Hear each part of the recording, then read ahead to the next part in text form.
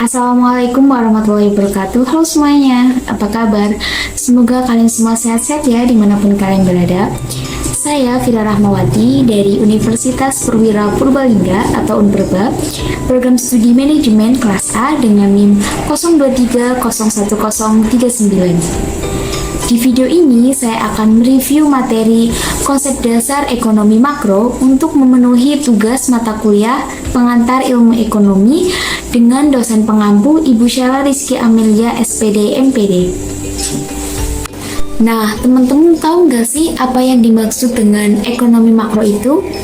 Jadi, ekonomi makro atau biasa disebut makroekonomi itu ilmu ekonomi yang membahas perekonomian secara keseluruhan. Nah, makroekonomi itu menjelaskan perubahan ekonomi yang mempengaruhi banyak masyarakat, perusahaan, dan juga pasar. Berikut ini adalah perbandingan antara ekonomi mikro dan juga ekonomi makro. Untuk yang ekonomi mikro harga individual, sedangkan yang makro harganya itu keseluruhan. Selanjutnya untuk yang output mikro, outputnya itu mencakup perusahaan, sedangkan yang makro outputnya nasional. Untuk permintaan dan penawaran di mikro itu permintaan konsumen atau perusahaan, sedangkan di makro permintaan dan penawarannya itu keseluruhan atau agregat, seperti itu. Selanjutnya, masalah dalam perekonomian yang pertama itu ada pengangguran. Pengangguran sendiri itu terjadi karena kesenjangan antara penyedia lapangan kerja dengan jumlah tenaga kerja yang mencari pekerjaan itu tidak seimbang. Terus juga biasanya pengangguran itu disebabkan karena ketidaksesuaian antara keterampilan tenaga kerja yang dimiliki dengan kualifikasi yang dibutuhkan. Untuk cara mengatasi pengangguran itu yang pertama dengan mengadakan pelatihan tenaga kerja, atau bisa juga dengan membuka usaha sendiri atau dengan berwirausaha. Apabila usahanya telah berkembang, maka bisa juga membuka lapangan pekerjaan bagi orang lain.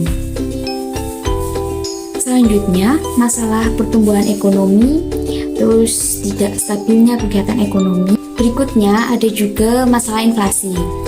Inflasi sendiri itu ya proses kenaikan harga barang secara terus-menerus dalam jangka waktu tertentu. Nah, contoh kondisi inflasi di Indonesia itu kenaikan harga BBM yang mengakibatkan biaya produksi itu naik dan berdampak pada kenaikan barang dan jasa yang dihasilkan. Badan Pusat Statistik mencatat bahwa pada bulan November 2023 terjadi inflasi sebesar 0,38% secara bulanan atau terjadi peningkatan indeks harga konsumen dari 115,64 pada Oktober menjadi 116,08 pada November 2023. Sementara itu terjadi secara year on year sebesar 2,86% dan secara tahun kalender terjadi inflasi sebesar 2,19% katanya. Deputi Bidang Neraca dan Analisis Statistik Badan Pusat Statistik yaitu Muhammad Edi Mahmud dalam konferensi pers pada Jumat 1 Desember 2023.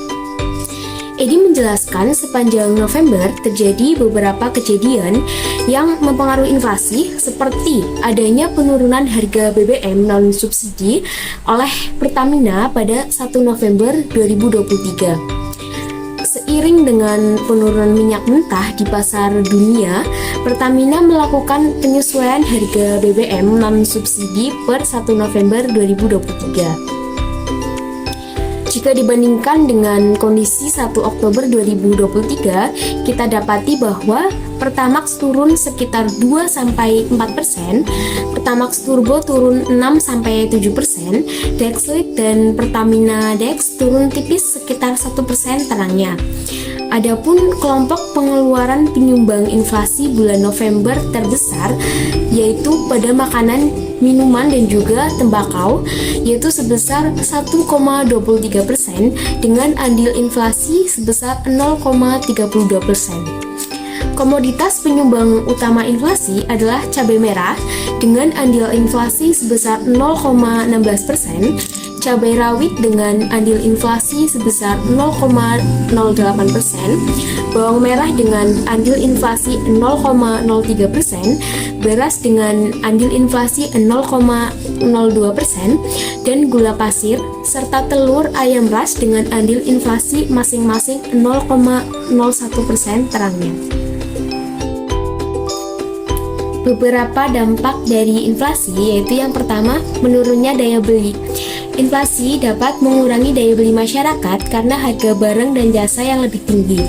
Hal ini dapat mengurangi kemampuan konsumen untuk memenuhi kebutuhan dasar dan meningkatkan tekanan pada anggaran keluarga. Dampak yang kedua yaitu ketidakpastian ekonomi. Inflasi dapat menciptakan ketidakpastian dalam ekonomi, mengganggu perencanaan bisnis, dan juga investasi. Produsen mungkin enggan untuk melakukan investasi jangka panjang jika mereka tidak dapat memprediksi harga dan biaya produksi di masa depan.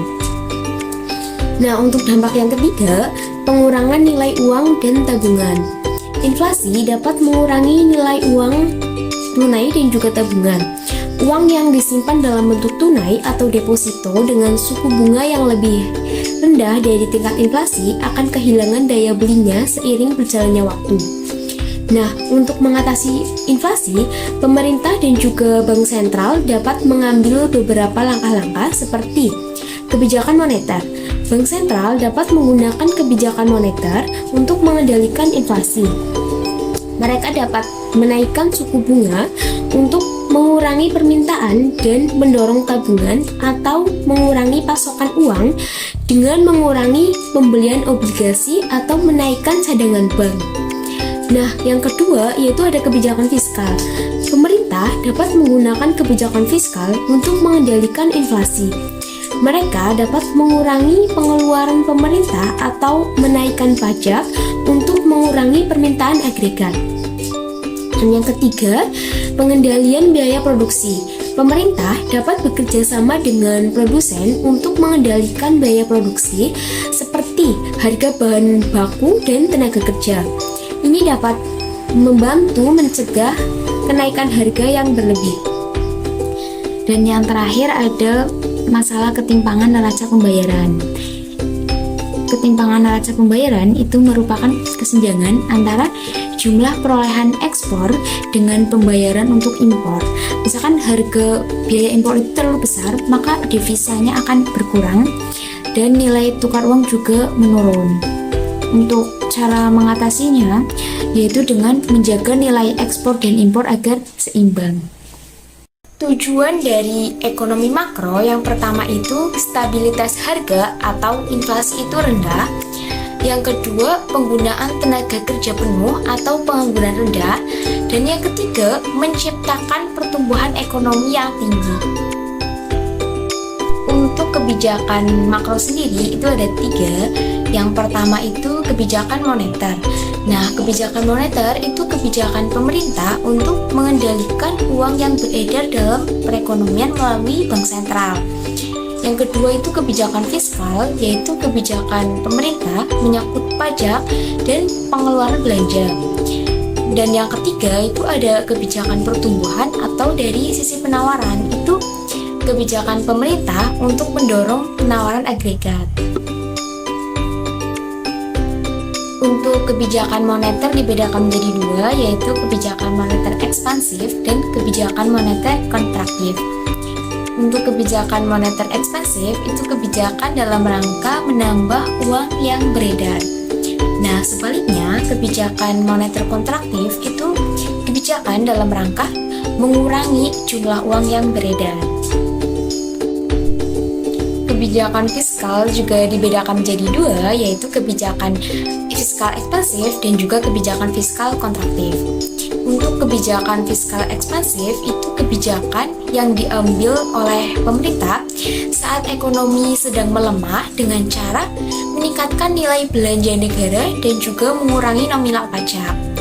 Sedangkan untuk kebijakan fiskal kontraktif itu menurunkan angka pengeluaran belanja negara dengan diikuti kenaikan pajak.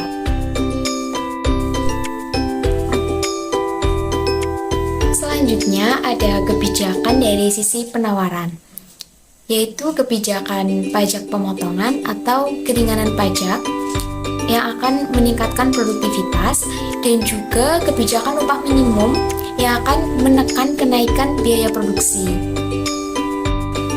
Berikut adalah komponen ekonomi makro. Tema dalam ekonomi makro itu memahami perilaku antara permintaan agregat dan juga penawaran agregat.